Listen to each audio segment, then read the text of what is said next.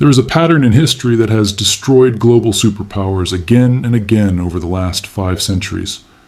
Right now, in 2025, the United States is following that same pattern, stage by stage, decision by decision. It feels like history is repeating itself almost exactly, only with modern technology, trade, and economies. In 1590, Spain was the richest empire on Earth, controlling half the world's gold, silver, and resources. Their military dominated Europe, their navy was feared everywhere, and their currency was accepted across all major markets.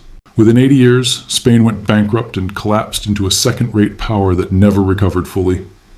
In 1914, Britain ruled the largest empire in human history, stretching across nearly every continent and ocean. The sun never set on British territory, and the pound sterling was the most trusted currency worldwide. Within 40 years, the empire was gone, the currency collapsed, and Britain became America's junior global partner. In 1991, the Soviet Union was the other superpower, controlling nuclear weapons, satellites, and global influence simultaneously. It ceased to exist in 900 days, not from war, but from rapid economic implosion internally. 3 times, in 500 years, global superpowers collapsed after following the exact same sequence of mistakes. Spain, Britain, and the Soviet Union all ignored early warnings while overextending, debasing currency, and accumulating debts. The United States has already completed 5 of the 7 stages in the historical collapse pattern. We are not approaching the pattern slowly. We are deep inside it, stage by stage, decision by decision. This is the story of how empires die, why they always think they're different, and why math matters. Imperial collapse does not start with invasion or military defeat. It starts with economic exhaustion and overstretch. The empire extends beyond its capacity, maintaining military bases worldwide, fighting multiple wars, and promising unpayable commitments. Initially, the decline is invisible. Currency still works, military wins battles, and governments make hollow promises. Beneath the surface, foundations crack, resources misallocate, production shrinks, and the best minds leave for greener pastures. Acceleration follows, allies hedge, enemies test boundaries, trade, partners seek alternatives, and reserve currency status erodes rapidly.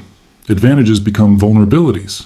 Currency, once demanded, globally returns home, military spread becomes unsustainable, and promises fail.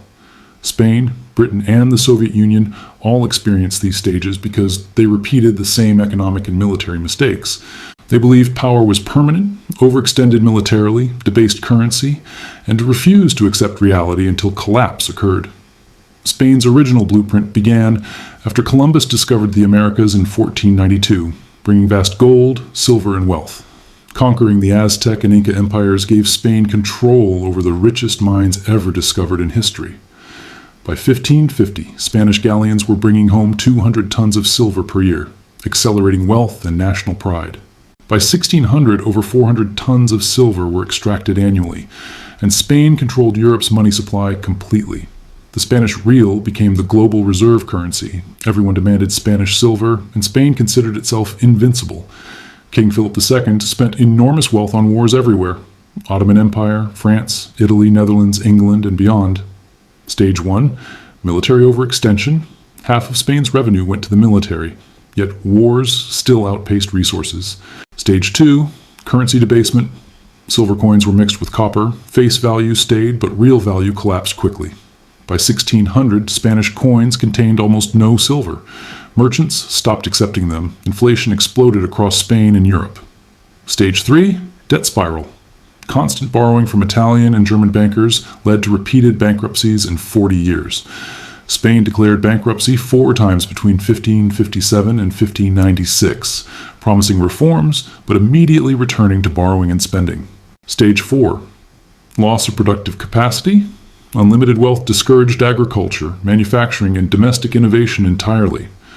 Nobility considered work beneath them, importing foreign goods, while gold and silver flowed out rather than supporting economy. By 1600, Spain produced almost nothing, relying entirely on imports and silver to maintain its empire and society. Stage 5, social decay. Crime exploded, best minds left, beggars filled streets, and bureaucracy dominated over productivity. By 1640, Spain lost Portugal. By 1650, the Netherlands. By 1700, the empire was a shell economically. Britain in the 1900s controlled 25% of Earth, 400 million subjects, and the pound was the global reserve currency. Stage 1, military overextension, defending colonies across India, Africa, Middle East, China, Pacific, and Caribbean drained resources. World War I forced Britain to spend $40 billion borrowing mostly from the United States, its eventual creditor. Stage 2, currency debasement, gold reserves drained pre-war, gold standard restored, exports too expensive, domestic economy suffered. By 1931, Britain abandoned the gold standard, pound lost 25% value, revealing weakness in the global reserve currency. Stage 3, debt spiral. World War II added $120 billion in costs. Britain's debts exceeded its ability to repay. Stage 4, loss of empire.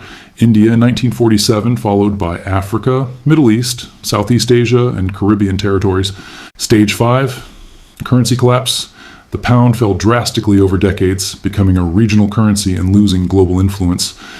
Soviet Union emerged post-Wubidupsu with nuclear weapons, satellites, global influence, and belief in permanent ideological dominance. Stage 1, military overextension, spending 15-20% of GDP to match America, propping up allies, and countering influence globally. Stage 2, economic stagnation. Factories produce low-quality goods, farms failed, technology fell decades behind, dependence on oil revenue.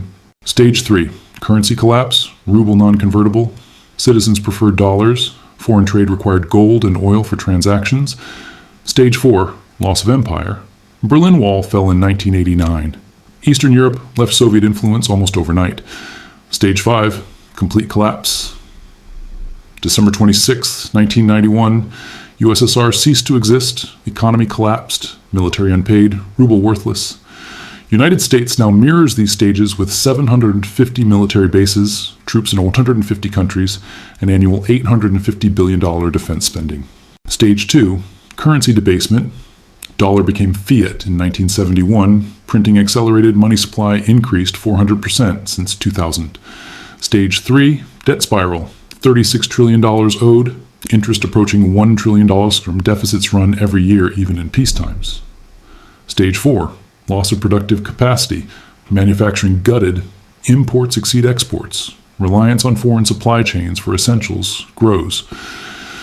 Stage 5, social decay, low institutional trust, rising crime, homelessness, drug overdoses, fertility collapse, political dysfunction, rampant nationwide. Stage 6, loss of reserve currency, allies diversify, trade shifts to other currencies, gold reserves increase, cracks form globally. China and Russia trade in yuan and rubles.